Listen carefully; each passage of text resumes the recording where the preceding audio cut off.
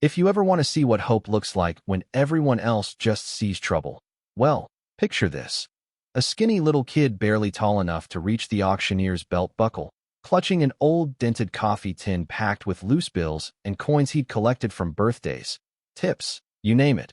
He's standing in the middle of a county fairground, surrounded by a crowd that's mostly there to gawk at prize cattle, not rescue lost causes.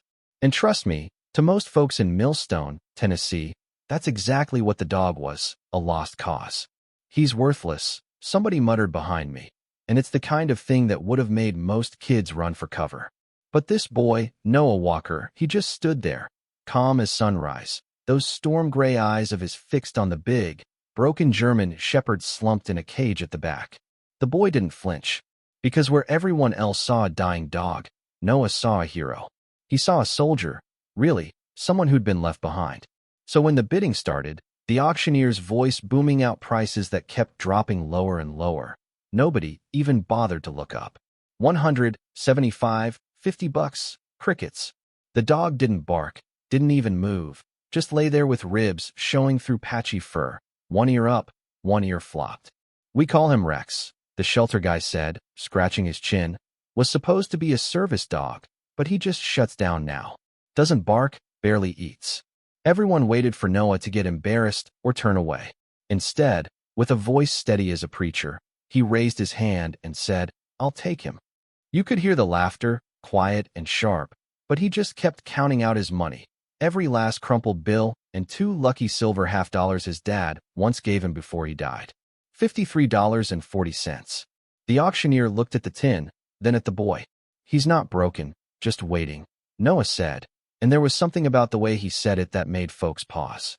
Sold to the boy in the red hoodie. That's how it started. Now, let me back up a sec, because if you don't know Noah, you gotta understand.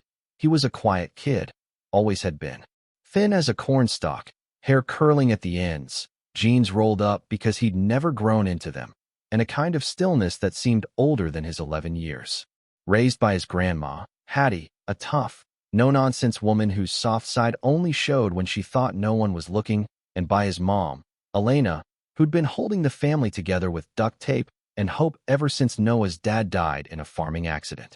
Life hadn't exactly handed them a silver spoon. Elena worked nights, Hattie did what she could, and Noah, he learned early on to keep his head down and his promises close. So that night, after they got Rex home, Noah didn't just toss the dog a bone and call it a day.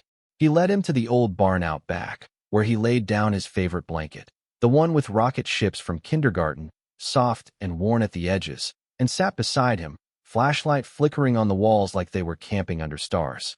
"This is yours now," he told Rex. The dog didn't budge at first, but after a while, he rested his head right on Noah's foot, as if to say, "Yeah, I'll trust you." And Noah, he just sat there, whispering, "I won't let anyone throw you away again. Promise." Hattie watched from the doorway, eyes shining in the dark. She knew how much promises could cost. By morning, the town was waking up and the barn creaked as Noah came in, still in yesterday's clothes, hair wild. And there was Rex, sitting up, eyes not quite bright, but no longer empty. Noah called his name, and for the first time, Rex responded, a little tilt of the head, one ear up, the other still drooped. That moment, right there, you could see hope settle into Noah's chest, slow and warm. Of course, small towns being what they are, word got out fast that Noah had bought himself a zombie dog.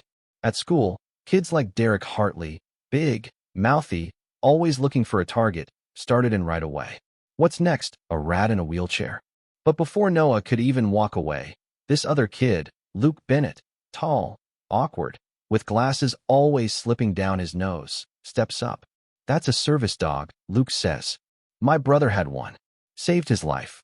Suddenly, the crowd wasn't laughing at Noah. That lunch, Noah and Luke sat together. Luke talked about his brother Adam, who had autism, and how Adam's dog Jasper had been the only one who could reach him until Jasper died. He handed Noah a torn-out page from an old training manual. "Just in case," he said. That was the twist. Noah wasn't the only one who believed in second chances. That night, in the barn, Noah tried some commands from the manual. "Sit. Stay." Nothing at first. Then he said, "Guard." And for a second, Rex snapped upright, spine straight, like muscle memory had taken over. 10 seconds later, he sagged, exhausted, but Noah's face lit up. "You do remember," he whispered. Rain rolled in over Millstone that weekend, and Noah and Hattie gave Rex a bath, scrubbing months of dirt and sadness away. That's when Noah found the tattoo inside Rex's ear, a faint string of letters and numbers. Hattie recognized it right away. "Military ID," she said, her voice soft. He wasn't just trained. He belonged to someone. That night, with Luke over for peanut butter sandwiches, they searched the numbers online. Army K-9 registry. Turns out, Rex wasn't just any dog. He'd been deployed overseas, separated from his handler in an explosion, listed as missing in action. "I've been sleeping next to a war hero," Noah said, half in awe, half in shock. Noah wrote a letter to Fort Hardwell, hoping someone there could tell him more. "My name is Noah Walker. I think I found a dog that used to serve in the army," he wrote in his careful, blocky script. Then he waited. What happened next, nobody in Millstone saw coming. A few nights later, Rex woke up howling, running to the window. There was a fire down the road. The Harper family's house was up in flames, and their son Mason was trapped inside. Without hesitating, Rex tore through the smoke, dragged Mason out, saved his life. Fire trucks arrived late. The real hero had already done the job. The paper put Rex on the front page. Broken dog saves boy in midnight blaze. Suddenly, everyone who'd laughed at Noah started seeing him, and his dog, in a new light. The story caught the eye of more than just the local crowd. At a school ceremony to honor Rex, Noah spotted a stranger at the back, a man in a military jacket, posture straight as a flagpole, eyes locked on Rex. The man, Marcus Reed, showed up the next day. "I served with him," he said. His name was Shadow, back then. Marcus told them how Rex, Shadow, had saved his life, dragged him through gunfire after an IED blast. Thought he'd lost him for good. "You want him back?"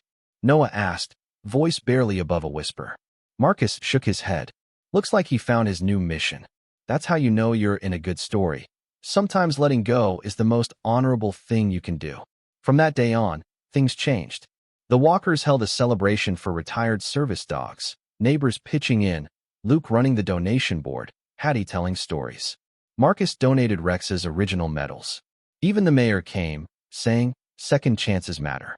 And it wasn't just for Rex. The whole town seemed to catch on. Old dogs, lost causes, broken things, they all still had worth. On graduation day, Millstone unveiled a statue outside the library, a bronze German shepherd, eyes fixed on the horizon. "For the broken ones who still save us," the plaque read. Noah walked across the stage, Rex limping up beside him when Noah called, "Guard." The whole town stood and cheered, not just for a boy and his dog, but for every kid who's ever believed in something the world said was worthless. And listen, if you're sitting there thinking all this sounds like a fairy tale, well, you've never been to a town that needed hope. You've never loved something everyone else called broken. This story, it's not really about a dog, or even a boy. It's about what happens when someone's willing to look past scars and see the heart underneath. Maybe you're that someone. Or maybe you're the one still waiting to be seen. So if you ever doubt what a little faith, a lot of grit, and a hand outstretched can do, remember Noah and Rex. Sometimes miracles don't look like angels. They look like a tired old dog and a boy with a promise. If this story touched you, drop a comment below, share your thoughts on second chances and what it means to save or be saved. Who knows? Maybe that's how the next miracle starts.